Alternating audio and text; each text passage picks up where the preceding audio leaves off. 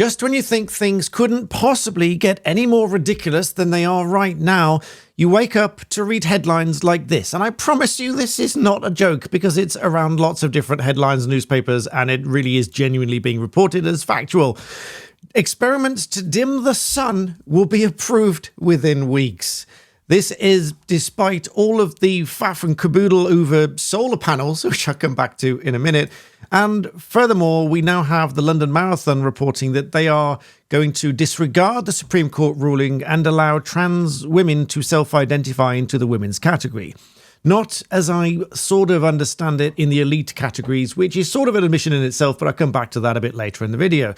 So, first of all, we talk about these experiments to dim the sun. But even first of all, before that, please do subscribe to the channel. I would really appreciate that. I am independent. I depend on you, the viewer, to do that for me. It's the one thing I ask. So, what are we talking about here? Well, what are we talking about here? Now, you'll have seen all of the ridiculous headlines that are spewing about with regard to UK weather. Now, having just come back from a reasonably warm climate, these headlines are, quite frankly, utterly ridiculous. So we have headlines like this. If my thing will switch across to the headline quick enough.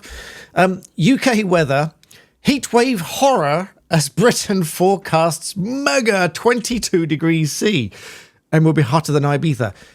Well, regardless whether it's hotter than Ibiza, that matters not really, may or may not. That's neither here nor there. But 22 degrees, that's hardly a heat wave, and it's hardly a horror. I, for one, kind of like it at around about 22 degrees. In fact, that's what we set our thermostat to. Let me know if you think that's high or not, but that's sort of around about where we feel most comfortable. And besides which, as you know, I've just recently been in China. The weather there was an average of 22, and on occasion, on a few days, it went up to 30 to 35. Now, some of you might think, wow, that's a really hot temperature, but still, as this photograph will illustrate here, if I make it larger so you can actually see it properly, people are genuinely still wearing coats and jackets. These photographs were taken, well, the screenshot and this photograph were taken within moments of each other. And you can see they are genuinely wearing coats and jackets. And it was 30 degrees and sunny with a low of 18 degrees. So heatwave horror at 22? I think not. But that seems to be brainwashing you. I'm going to get all conspiracy theorist on you now. I mean, these are no longer, as it seems, conspiracy theories. These are actually coming to be true.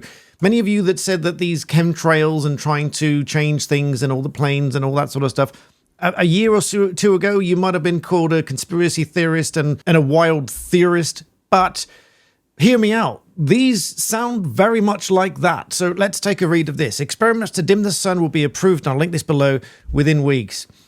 They want to dim the sunlight to fight global warming, and that's to be given the green light by our government within weeks.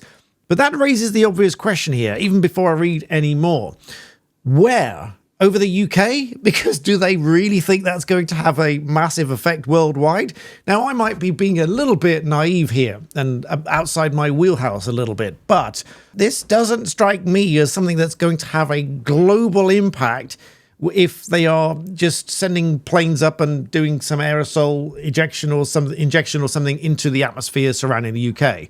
And if it's much further afield than that, it's going to need international cooperation, and then suddenly I think this would be a much bigger thing. But by the by, let's read on. This says that they've got this invention funding agency has set aside £50 million for projects which will be announced in the coming weeks, which are small controlled outdoor experiments on particular approaches. They'll be announcing that who they've given funding to. One of the missing pieces in the debate, here's the kicker, one of the missing pieces in the debate was the physical data from the real world. Models can only tell us so much. Now, that's my thing. I mean, on the one hand, let's try to do my best to carry out this. On the one hand, they might need this data and prove the efficacy of any of these experiments or whatever to combat climate change. But the overall premise of dimming the sun, honestly, it just sounds ridiculous. Now, obviously, they want to talk about shipping fumes and all this sort of stuff. But at the same time, obviously, as I mentioned at the start, at the same time, they are plowing a lot of money into solar power. And How is that going to work as effectively if they're dimming the sun at the same time? This strikes me as ridiculous. Now, I admit that this is not my area of expertise. So before I get some people in the comments that may know better than me and say, you don't know what you're talking about, well, tell me, because I'd be interested. And if someone does explain all of this in a very neat way, I'll come back and talk about it. But at the moment, it sounds quite ridiculous.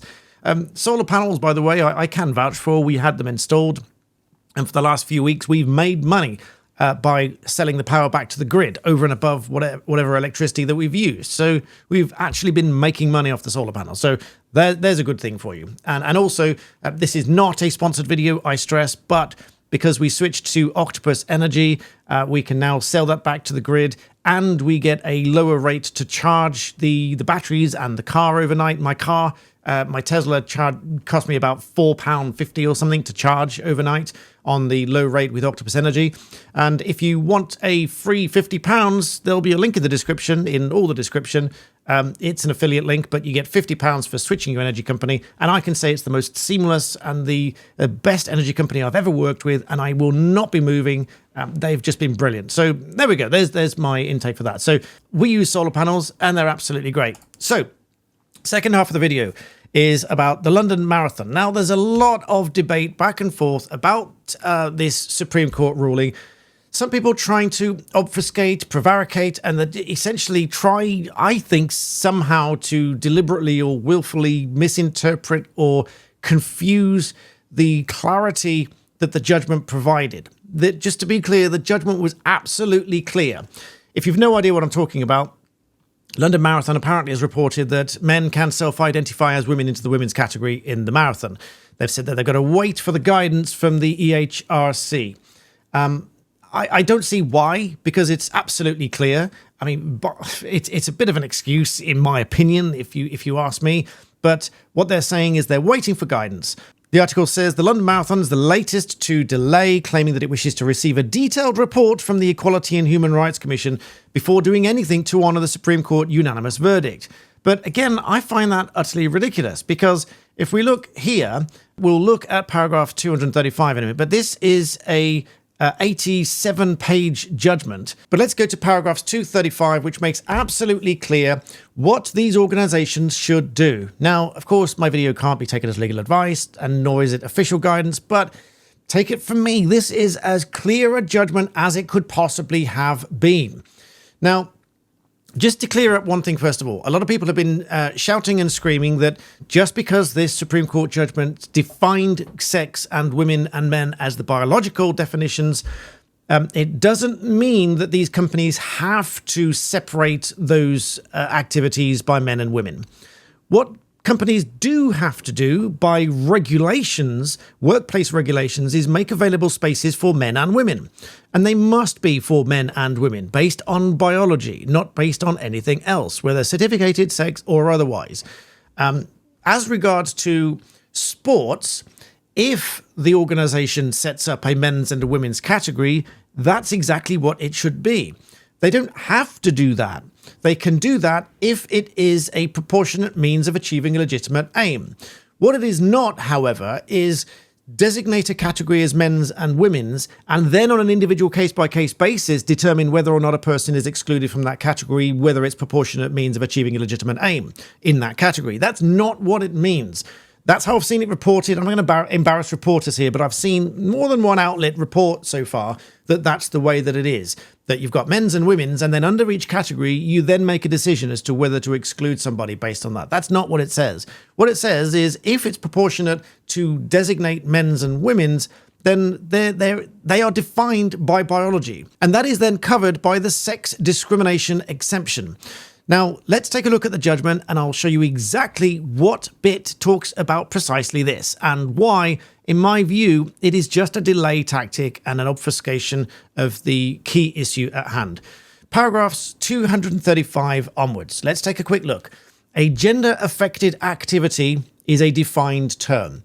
That means it's an activity which, as it sounds, is somehow affected by the gender of each participant or activity thereof. And the examples that it uses here are sport, and the particular example that it uses is boxing. So it reads, It depends on a determination of whether the physical strength, stamina, or physique of average persons of one sex would put them at a disadvantage as competitors in a particular sport when compared with the average persons of the other sex. Take boxing as an example. This is undoubtedly a gender-affected activity on biological interpretation of sex in section 195. On this basis, it is readily apparent, indeed obvious, in brackets. Now, this is why I say this is as clear as it could possibly get. The Supreme Court putting in brackets, it's obvious, it's almost screaming off the page, it's doing everything other than an exclamation mark, which you'll rarely find in a judgment or something of that nature. But indeed obvious that women's average physical strength, stamina, and or physique will disadvantage them as competitors against average men in a boxing match. Now, there you could read marathon, you could read wrestling, you could read martial arts, or even swimming, whatever. You could insert any other category in there, and that would be a gender-affected activity, and it would be obvious that there's a disadvantage. Now, because there's a disadvantage, the court then goes on to say, however, if average women as a group for comparison with average men for the purposes of section 195 includes trans women with GRCs, so legally female but biologically male, the differences in strength, stamina, and physique between the two groups will fade. So there's no difference. It's, to put it bluntly, the court is saying if you allow men, biological men, into the women's category because they have a GRC, then what's the point in having a men's and a women's category? The differences will fade. It then goes on to discuss, how many were in each group, whether it's statistically significant or not. But then says to exclude trans women with a GRC from the boxing competition, the organizer would have then the burden of showing that it was necessary to do so in the interest of fairness or safety, whereas a trans member without a GRC could simply be excluded as a male under section 195. The court's saying all of this is far too complicated, so this all supports the argument that it's men and women. On the other hand, a biological definition of sex would mean that women's boxing competition organizer could refuse to admit all men, including trans women, regardless of GRC status. This would be covered under the sex discrimination exception under 195. And it's exception rather than exemption. So there is a subtle difference between the two. But if in addition that the providers of the boxing competition were concerned that fair competition or safety necessitates exclusion of trans men, biological females living in male gender irrespective of GRC status, who've taken testosterone to give them more masculine attributes, their exclusion could amount to gender reassignment discrimination, not sex discrimination. But it would be permitted by section 195. It is here that the gender reassignment exception will be available to ensure that the exclusion is not unlawful, whether as direct or indirect gender reassignment discrimination. So in there, you've got all these sorts of difficulties. So if you've got a biological woman who's been taking lots of testosterone, it may be unfair for her as a biological woman to remain in the women's category because of those attributes. So the court is saying that there are exceptions here to deal with each of those scenarios, but otherwise it is very definitively male and female. And to put this in a very, very straightforward way, if the marathon provides a men's category and a women's category, following this ruling, it is biological men and biological women. Now, I noted earlier that they have done so for the elite category. Those are presumably those that are expected to win or place in the highest ranks. They have said that only females born female can enter the female category. Now, it stands to reason that they've done that because that's the most sensible thing to do, because they know that this is a big deal, and they know that those that are in those places are likely to complain if they get, say, a trans woman beat them in the top 5 or top 3 or whatever, and therefore they're more likely to be open to complaints. And they've done that, I think they've done that for years, not just recently. I think they've done that for a while now. Correct me if I'm wrong in the comments, but that's something that I read somewhere. And so finally, and in the summary of all of this, the court, again, as I've said before, paragraph 264, they clarify that sex, woman, man mean biological sex. And the court even went on to provide a full summary, bullet point by bullet point, as to the reasoning for this judgment. It even says we are aware that this is a long judgment. It may assist if we summarize the reasoning. Now, I proffer that this was intended to assist organizations in how to deal with this judgment and how to apply it in their categories via men, women, etc. Now, as I said, they're not mandated to separate the categories, but if they do so, it really ought to be based on this judgment. Now, aside from saying that the words man and woman in the Sex Discrimination Act, the original act referred to biological sex, and that the context was not changed in the Equality Act and therefore it's still referred to biological sex. Further down, it then went on to talk about different provisions and applications and said there are other provisions whose proper function requires a biological interpretation of sex. These include separate spaces and single-sex services, including changing rooms, hostels and medical services, communal accommodation and others. And similar incoherence and impracticability arise in the operation of provisions relating to single-sex characteristic associations, charities, women's fair participation in sport, the operation of public sector equality duty and the armed forces. And finally, and if all that wasn't clear enough, we therefore conclude that the provisions of the Equality Act, which we've discussed, are provisions to which Section 9(3) of the Gender Recognition Act applies. The meaning of the terms sex, man and woman in the Equality Act is biological and not certificated sex. It said this a number of times through this judgment. Any other interpretation would render the Equality Act incoherent and impracticable to operate. In other words, if a company or an organisation or a sporting event designates men and women and does not operate them as such, then, in my view, it is going to put some at a disadvantage. It is likely to be discrimination, direct or indirect, as the case might arise, and they will be open to claim. Now, many people have also commented that this is just a fun thing. It's just, it's not a race. It's a fun participation, etc. But some people might feel very aggrieved by it. Some people, it doesn't have to be an outright competition for somebody to be discriminated against. But now let's jump to Ultimate Pool, who has banned males from women's billiards following the UK Supreme Court decision. This reported, I'll link this below as well, from Outkick.com. Just over 2 weeks ago, two biological males squared off in the championship match of a women's ultimate pool event. Both the finalists are males who identify as women, and yet they earned as much prize money as the 14 women that they defeated combined. However, that won't happen again in Ultimate Pool because the organisations updated the policies on Wednesday. With effect from the 23rd of April, trans women will not be eligible to participate in women's series, nor will trans women be eligible to be selected for international events in the female category. So there, again, I mean this with no disrespect, but common sense and a plain application of the Supreme Court ruling as applied here. So credit for that. It's been applied swiftly. It's been applied properly. And anything else, such as waiting for detailed guidance, etc., there's an 87-page Supreme Court ruling of guidance here. Okay, it's not designated to one specific category or sport or anything else, but it's as clear as it could possibly get. So I hope that those organisations really take that on board. I hope that they apply it with the clarity that it's supposed to. And the strange conversations and comments that I've had, mainly on X, really, not here on YouTube, but I suggest they read the ruling because it really is as clear as I've said it is. If it's a male category and a female category, that's how they should be applied.